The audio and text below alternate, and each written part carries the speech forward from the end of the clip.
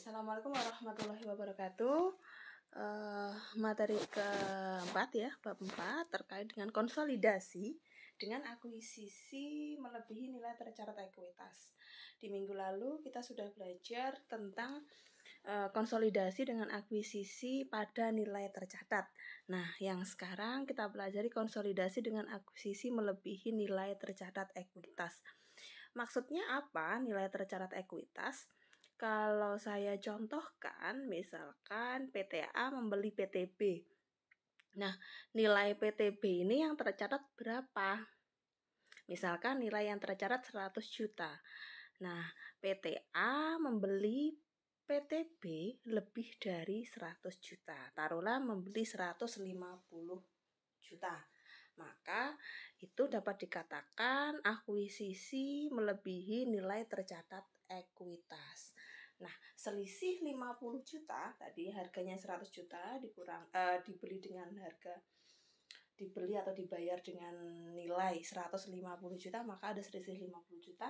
Nah, selisih ini nanti bisa dikatakan diferensial. Diferensial ini perlakuannya nanti seperti apa? Oke, kita akan bahas. Nah, yang pertama, karakteristik konsolidasi dengan akuisisi melebihi nilai tercatat. Karakteristiknya apa?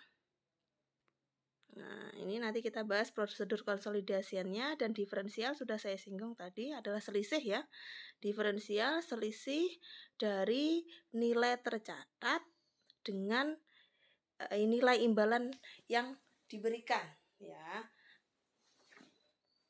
Kemudian nih, prosedur konsolidasi. Yang pertama, investor akan melakukan uji kelayakan atas bisnis yang akan diakuisisi untuk menunjukkan apakah bisnis yang akan diakuisisi memiliki nilai yang lebih tinggi atau rendah dari nilai bukunya. Nah, ini prosedur konsolidasinya. Jadi dinilai dulu perusahaan yang mau dibeli atau yang mau diakuisisi, nilainya itu melebihi tinggi ya, atau lebih tinggi atau lebih rendah dari nilai bukunya ya. Kemudian yang kedua, faktor-faktor yang mempengaruhi penilaian bisa jadi diantaranya adalah prospek bisnis perusahaan, kemudian kondisi industri secara umum, kemudian nilai strategi bisnisnya, dan kualitas manajemennya, serta nilai wajar aset dan liabilitas yang dilaporkan perusahaan yang mau diakuisisi. Kalau tadi saya contohkan itu PTB ya.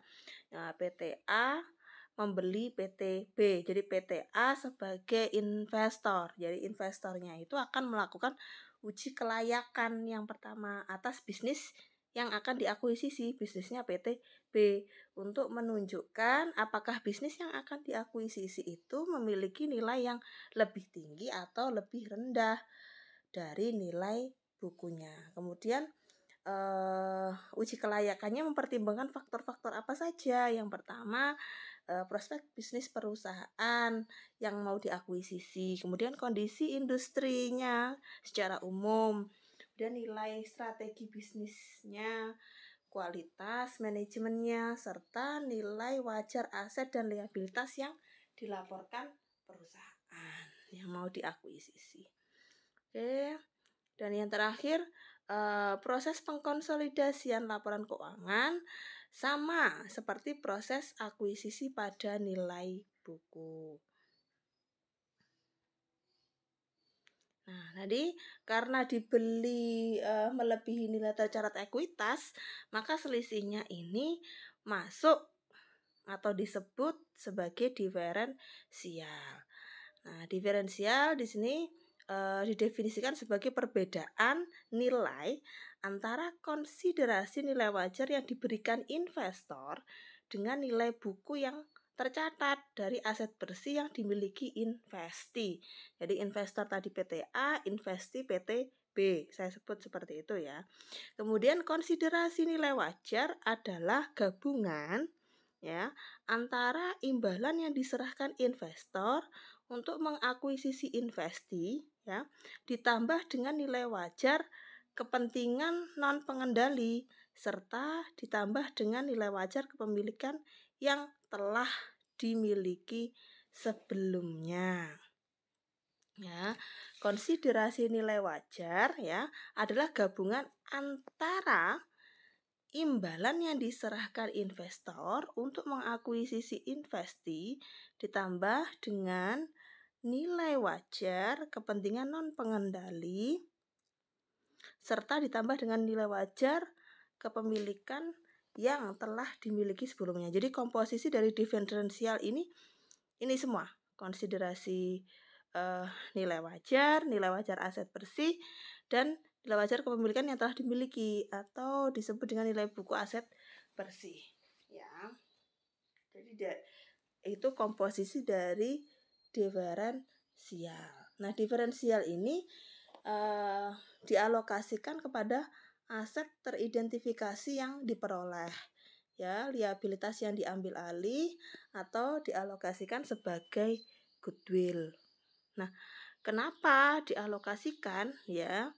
Jadi diferensial ini dipecah-pecah istilahnya ya, dipecah-pecah menjadi goodwill, bisa juga selisih nilai wajar dan nilai buku aset teridentifikasi dan liabilitas yang diambil alih. Bisa dilihat di buku di halaman 104. Jadi diferensial itu bisa dialokasikan ke situ ya, tidak hanya dialokasikan sebagai goodwill saja. Jadi bisa dialokasikan ke selisih ya, nilai wajar, nilai buku aset teridentifikasi dan liabilitas yang diambil alih. Jadi maksudnya apa? Maksudnya misalkan PTB ya, PTB ini tadi kan dibeli oleh PTA ya. Jadi kalau kalian lihat di buku di halaman 109 ya, tabel 4.2, di situ dicontohkan PT Nusantara membeli PT Andalas. Nah, PT Nusantara ini mewakili PTA ya yang saya sebutkan tadi, kemudian PT Andalas ini mewakili PTB yang saya sebutkan sebelumnya. Nah, PTB yang dibeli oleh PTA ini dia mencatat nilai buku aset itu kan di situ di tabel 4.2 kan ada nominal yang tercatat di neraca atau laporan posisi keuangan ya, kalau sebutnya sekarang laporan posisi keuangan. Nah, di situ ada perbedaan nilai wajar dengan nilai buku PTB atau PT Andalas. Mana yang berbeda? Kas dan setara kas sama 600 kemudian piutang usaha 250 sama. Kemudian persediaan ini ada perbedaan. Di situ ada salah cetak ya. Jadi nilai bukunya itu 350 juta, nilai wajarnya harusnya 400 juta. Oleh karena itu ada selisih 50 juta. Nah, kemudian tanah 500 juta nilai bukunya. Tanah 500 juta nilai bukunya. Kemudian nilai wajarnya itu seharusnya bukan 700 juta, tapi 710 juta. Kemudian bangunan dan peralatan itu nilai bukunya 400 juta. Nah, nilai wajarnya harusnya 340 juta. Karena dijelaskan di halaman 110 itu ada perbedaan ya. Persediaan mengalami kenaikan nilai wajar dari nilai tercatat sebesar 50 juta. Nah, itu di paragraf pertama di halaman 110. Tanah mengalami kenaikan nilai wajar sebesar 210 juta. Sedangkan bangunan dan peralatan mengalami penurunan nilai sebesar 60 juta. Sehingga tadi ada koreksi di tabel 4.2. Nah, di tabel 4.2. Nah, karena ada perbedaan nilai buku dengan nilai wajar, seperti yang sudah kita pelajari sebelumnya, sebenarnya ini konsepnya sudah ada di bab 2 ya, di bab 2 halaman 46. Nah, setiap selisih atau diferensial itu dialokasikan kepada perbedaan nilai buku dengan nilai wajar pada investi. Nah, kalau investi itu mengalami perbedaan, ada perbedaan nilai buku dengan nilai wajar aset yang dimiliki, maka diferensial itu tidak hanya dialokasikan sebagai goodwill saja, namun juga dialokasikan atas perbedaan nilai buku dengan nilai wajar aset investi. Itu ya. Oke, selanjutnya nih, diferensial dialokasikan pada aset teridentifikasi yang diperoleh atau liabilitas yang diambil alih atau dialokasikan sebagai goodwill sesuai penjelasan saya tadi. Ini bagannya. Jadi diferensial itu bisa terdiri dari goodwill dan selisih nilai wajar dan nilai buku aset teridentifikasi dan liabilitas yang diambil alih. Jadi kalau ada selisih antara nilai buku dengan nilai wajar aset bersih teridentifikasi dari perusahaan investi atau perusahaan yang diakuisisi, maka itu selisihnya itu jadi pertimbangan untuk alokasi diferensial. Jadi diferensial itu dialokasikan berupa goodwill dan selisih tadi antara nilai buku dan nilai wajar aset bersih teridentifikasi dari perusahaan investi atau di sini contohnya PTB.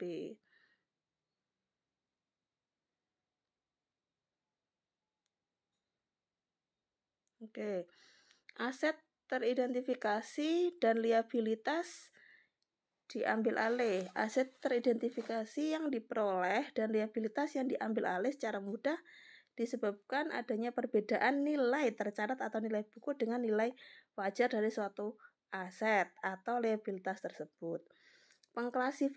Pengklasifikasian dan penentuan aset teridentifikasi dan liabilitas yang diambil alih didasarkan pada hal-hal berikut. Yang pertama, persyaratan kontraktual, kedua, kondisi ekonomi, ketiga, kebijakan operasional dan akuntansinya, keempat, kondisi terkait lainnya yang ada pada tanggal terjadinya akuisisi. Nah, jadi dibutuhkan jurnal eliminasi ya pada kertas kerja konsolidasi untuk mengalokasikan diferensial pada aset teridentifikasi yang diperoleh dan liabilitas yang diambil alih. Contoh kalau mengaju pada tabel 4.2. Jadi kalau kita lihat ya untuk persediaan nilai bukunya 350 juta. Jadi dilihat kolom laporan posisi keuangan PT Andalas atau PTB ya.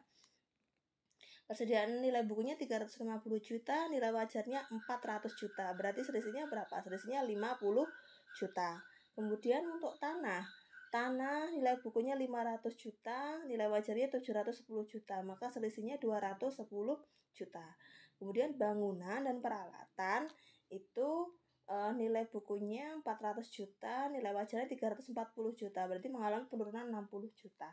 Nah, jurnal eliminasinya yang mana?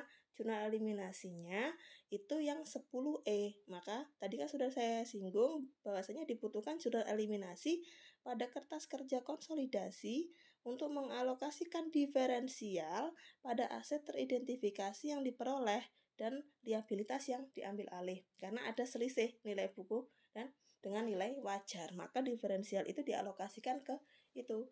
Andai itu tidak terjadi selisih, maka diferensial itu tidak dialokasikan ke situ ya, hanya dialokasikan sebagai goodwill ya.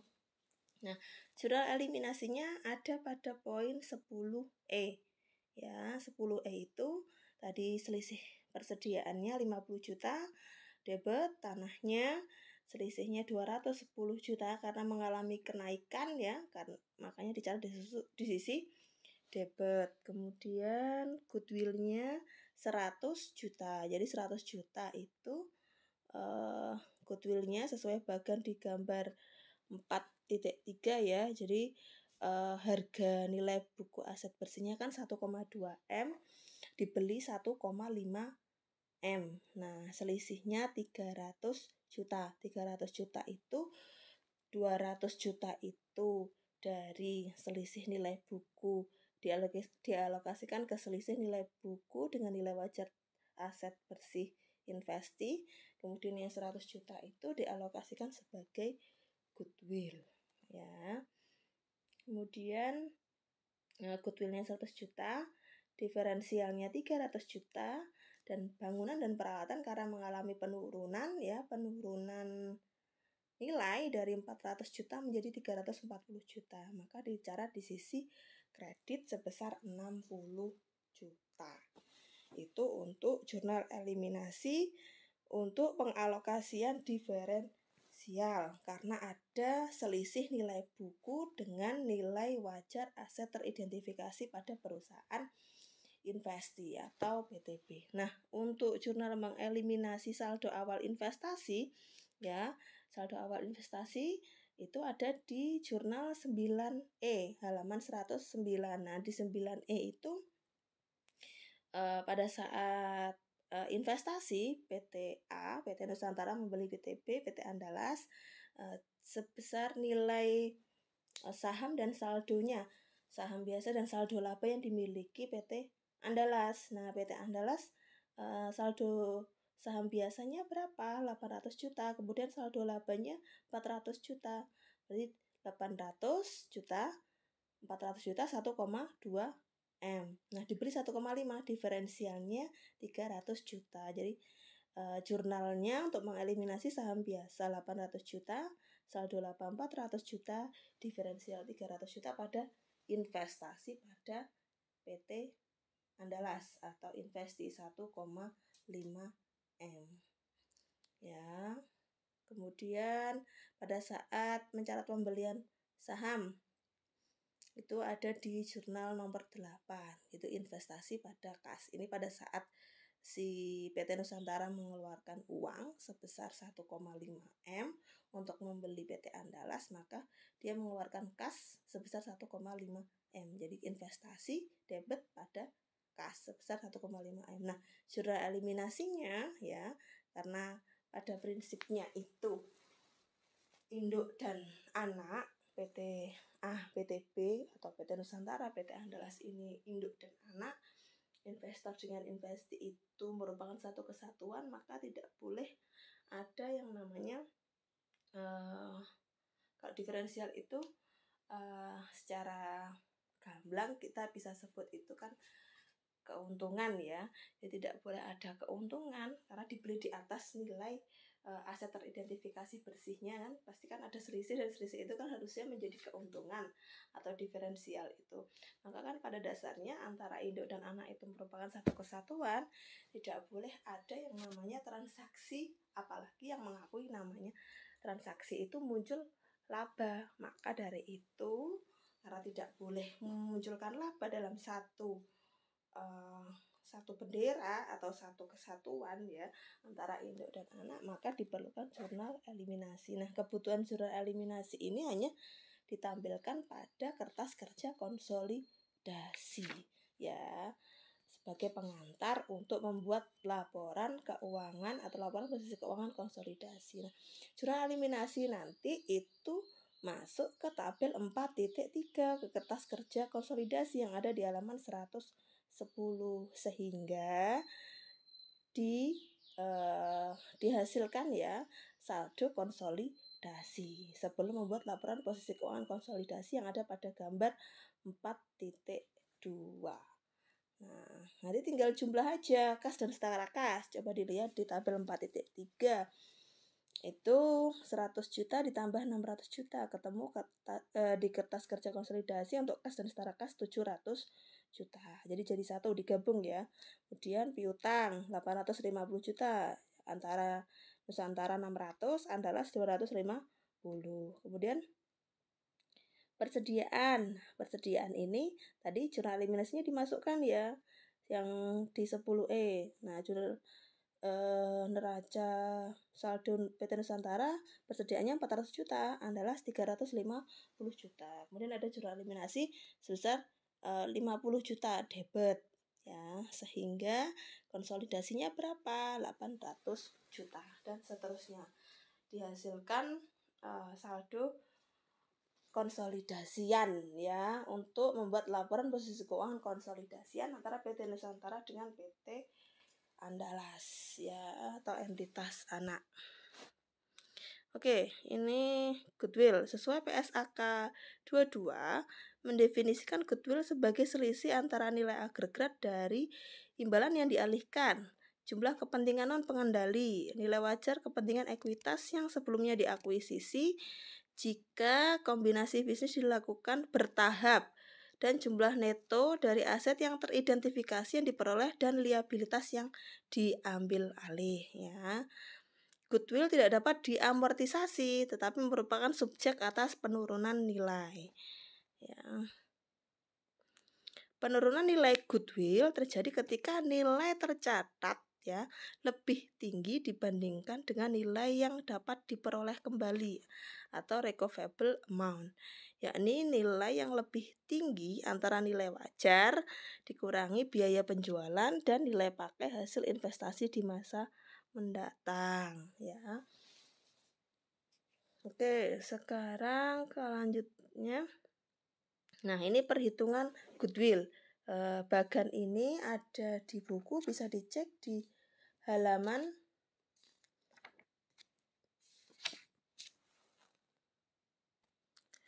bisa dicek di halaman 106 ya.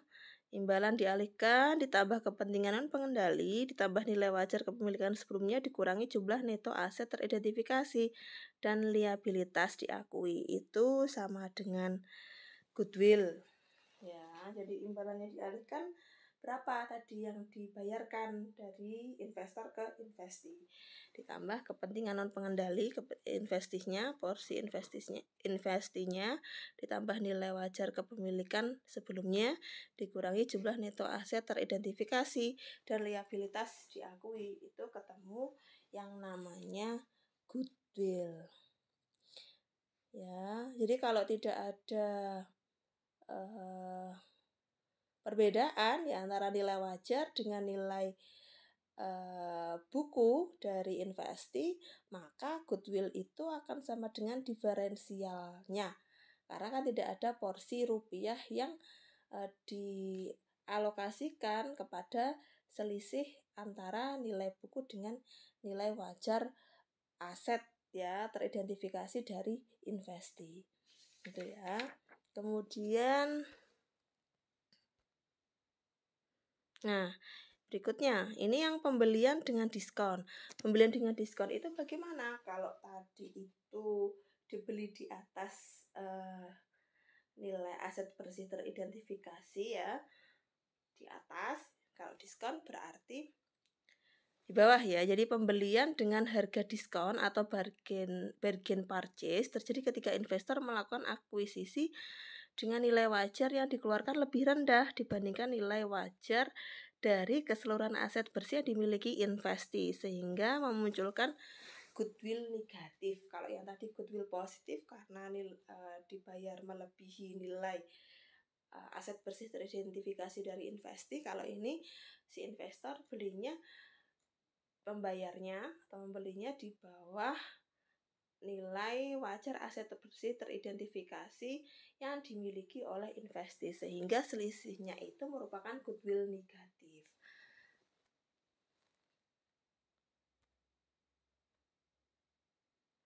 Oke, investor mengakui keuntungan yang dihasilkan dari pembelian dengan diskon melalui laba atau rugi periode terjadinya akuisisi. Nah, akuisisi dengan kepemilikan penuh. Oke, ini kepemilikan penuh berarti dibeli seluruhnya 100%. Apa yang dilakukan sesaat setelah akuisisi? Pada konsolidasi yang dilakukan atas akuisisi di atas nilai tercatat, dibutuhkan tambahan jurnal eliminasi untuk mengalokasikan diferensial pada aset teridentifikasi dan liabilitas yang diambil alih. Ya, tadi sudah saya singgung jurnal eliminasinya. Muncul akun goodwill untuk mencatat pengakuan kelebihan biaya investasi atas nilai wajar aset bersih yang dikeluarkan perusahaan induk saat mengakuisisi anak perusahaan. Oke, ketika entitas anak dimiliki sepenuhnya oleh entitas induk serta tidak ada penyesuaian komponen-komponen tertentu, laba rugi konsolidasian sama seperti laba rugi yang dilaporkan oleh entitas induk. Kalau setelah periode akuisisi, ya, kalau timbul diferensial karena proses akuisisi tidak dilakukan pada nilai tercatatnya. Jadi kalau nilai tercatatnya sekian, ternyata akuisisinya tidak sesuai dengan nilai tercatat, maka itu timbul yang namanya diferensial. Diferensial perlu dialokasikan pada aset yang diperoleh atau liabilitas yang diambil alih atau bahkan goodwill. Ini sudah saya singgung tadi. Nah, ini akuisisi dengan kepemilikan sebagian.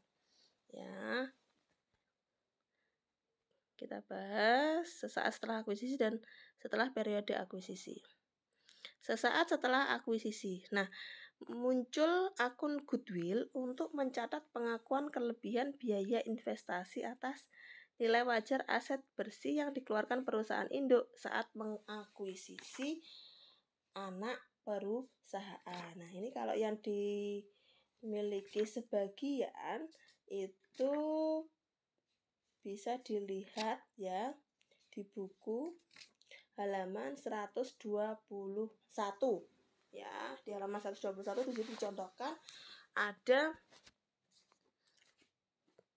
kasus ya. Di situ ini diilustrasikan PT Nusantara masih sama ya.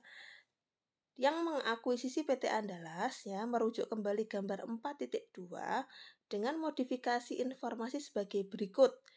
Yakni PT Nusantara ini membeli 75% saham PT Andalas seharga 1,2 M.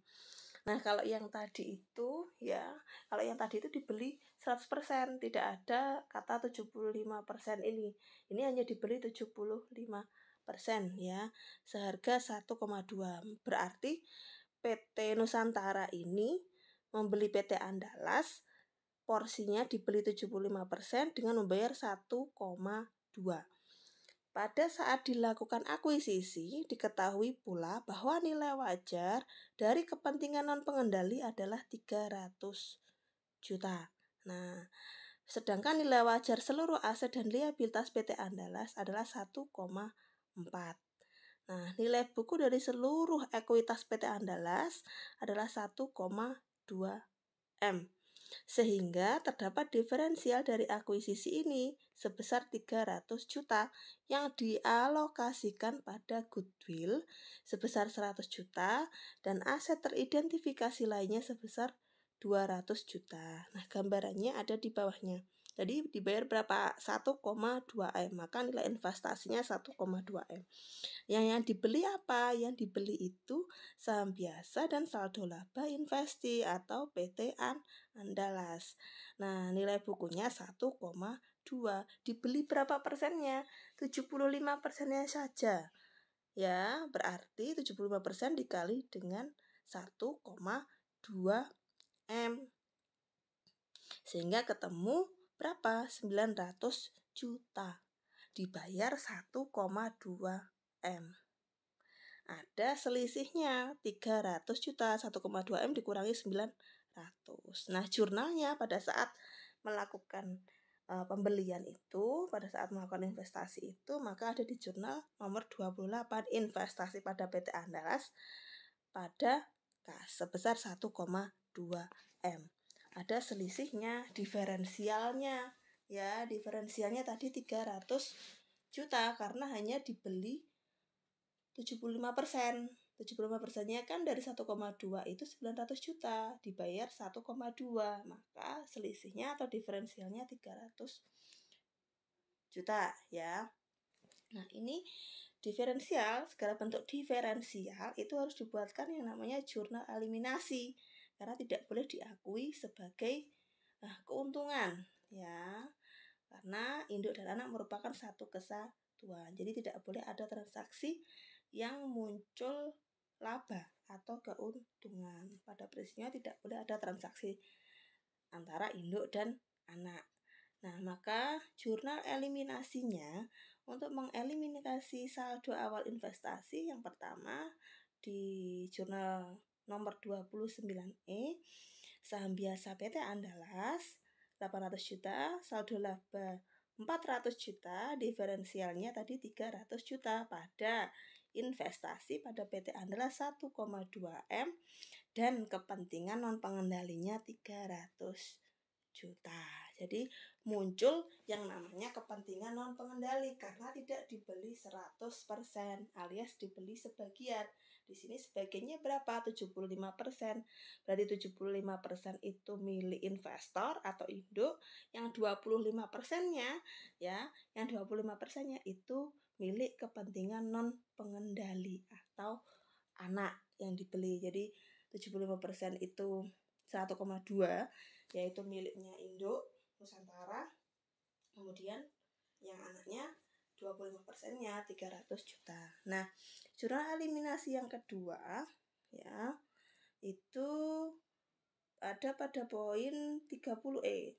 Itu persediaan tanah, goodwill pada diferensial dan bangunan dan peralatan. Ini sesuai dengan porsi selisihnya ya. Tadi selisihnya berapa antara nilai buku dengan nilai wajar aset teridentifikasi bersih dari investi ya. Atau di sini investinya PT Andalas. Oke, muncul akun. Nah, ini sudah saya sebutkan, muncul akun kepentingan non pengendali yang menunjukkan besarnya hak non pengendali atas aset yang dimiliki anak oleh anak perusahaan. Tadi 25% ya. Nah, di akhir periode akuisisi, nih timbul diferensial karena proses akuisisi tidak dilakukan pada nilai tercatatnya. Nah, muncul diferensial. Jadi, ada perbedaan antara nilai buku dengan nilai wajar. Diferensial perlu dialokasikan pada aset yang diperoleh atau liabilitas yang diambil alih atau bahkan goodwill. Sama ya prinsipnya. Nah, ini isu lain seputar konsolidasian. Biaya transaksi terkait akuisisi dibebankan pada periode ketika biaya tersebut terjadi atau jasa diterima, kecuali biaya terkait penerbitan efek. Kemudian bila pengakuisisian dilakukan pada nilai di bawah nilai tercatat, maka selisih atas konsiderasi nilai wajar dengan nilai tercatat diakui pada laba rugi pada periode terjadinya akuisisi.